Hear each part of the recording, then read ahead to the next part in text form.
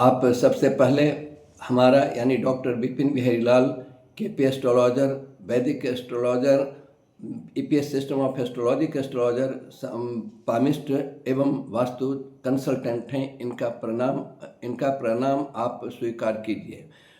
तो हमने पिछले पार्ट 3 में बताया था कि मांगलिक कौन सी कुंडली रहती है, कौन सी कुंडली नहीं होती है एक्चुअल सेंस में। इसी को और हम आगे बढ़ाते हैं। तो आज जो है चौथा हिस्सा है, पार्ट 4 है। पार्ट 4 में और हम आपको बताएंगे कि कौन कौन सी स्थिति मंगल की है या दूसरे प्लैनेट्स की क्या क्या स्थिति है, जिसके आधार पर हम यह कह सकते हैं कि कुंडली मांगलिक होती दिखती है कि कुंडली मांगलिक है, लेकिन एक्चुअल में कुंडली मांगलिक नहीं होती है।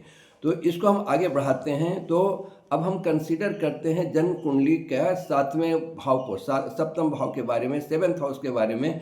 तो यहाँ पर भी हम आपको यह कहना चाहेंगे कि सप्तम भाव में अगर मंगल जो है कर्क राशि में है या फिर मकर राशि में है तो भी कोई मंगल दोष नहीं होगा, यानी कुंडली मांगलिक नहीं कही जाएगी।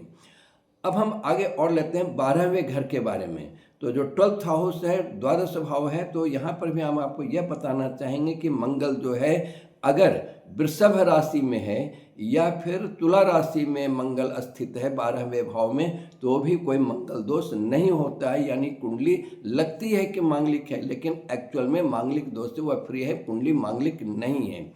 इसी टाइप से अब हम 8वें भाव के बारे में चर्चा करते हैं, अष्टम भाव के बारे में चर्चा करते हैं। अगर मंगल जो है अष्टम भाव में धनु राशि में स्थित है या फिर मीन राशि में स्थित है तो भी कोई मंगल दोष नहीं होता है, कुंडली मांगलिक नहीं कही जाएगी। यह चीज़ है।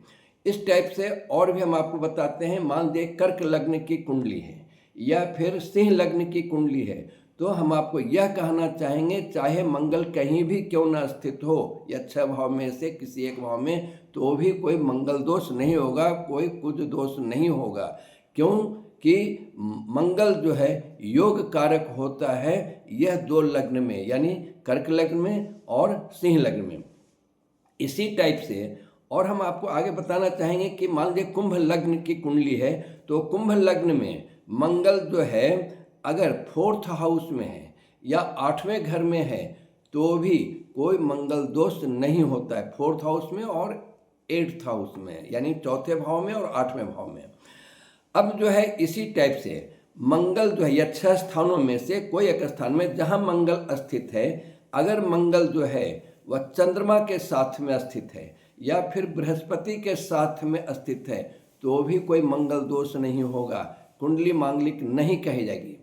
इसी टाइप से और आगे एक्सेप्शन है। मान लीजिए कि मंगल या 6 स्थानों में से किसी एक स्थान में है और मंगल को जो है चंद्रमा देख रहा हो या बृहस्पति देख रहा हो तो भी कोई मंगल दोष नहीं होता है।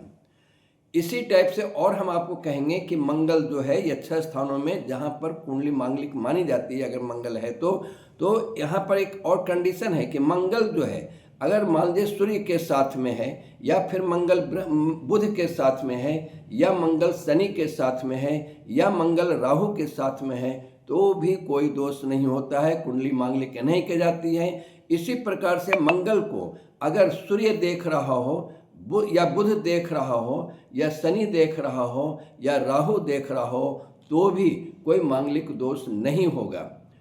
और आगे बताते हैं, मान लीजिए कि जुपिटर है बृहस्पति या फिर शुक्र वेनस जो है वह अगर लग्न में ही स्थित है तो भी कोई मंगल दोष नहीं होता है, यानी कुंडली मांगलिक नहीं कही जाएगी। इस टाइप से आपने देखा कि कुंडलियाँ जो है करीब 70 to 80% कुंडलियाँ जो है जन्म कुंडलियाँ वह मांगलिक लगती है कि है, क्योंकि मंगल जो है पहले घर में, चौथे घर में, 7वें घर में, 8वें घर में या 12वें घर में स्थित है। तो लेकिन यह जो एक्सेप्शन की चर्चा हमने किया पार्ट 2, पार्ट 3, पार्ट 4 में, उसके हिसाब से अधिकांश कुंडलियाँ मांगलिक नहीं रह जाती है और लोगों को, आप लोगों को परेशान होने की ज़रूरत नहीं है।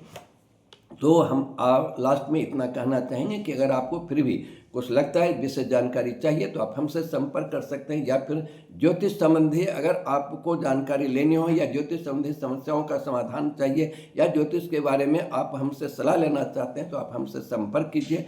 हमारा जो है फ़ोन नंबर है 886782 88222128। फिर से रिपीट करते हैं 8867822128। और दूसरा नंबर है 9264236789। रिपीट करते हैं 9264236789। तो आप जो हैं बर्थ डिटेल्स के साथ, या बर्थ डिटेल्स नहीं भी है तो किसी भी समस्या से आप परेशान हो तो उसके बारे में आप जानकारी ले सकते हैं। आपको सही ढंग से, प्रॉपर ढंग से आपको गाइडेंस मिलेगा, काउंसलिंग की जाएगी और आपको विशेष चिंता करने की जरूरत नहीं है। बस आपको अपने अंदर आस्था होनी चाहिए, आप में भक्ति होनी चाहिए और आप पवित्र रहिए, ईमानदार रहिए और हर तरह से सुखी और संपन्न रहिए। तो आज के लिए इतना ही। आप सभी को हमारा फिर से नमस्कार।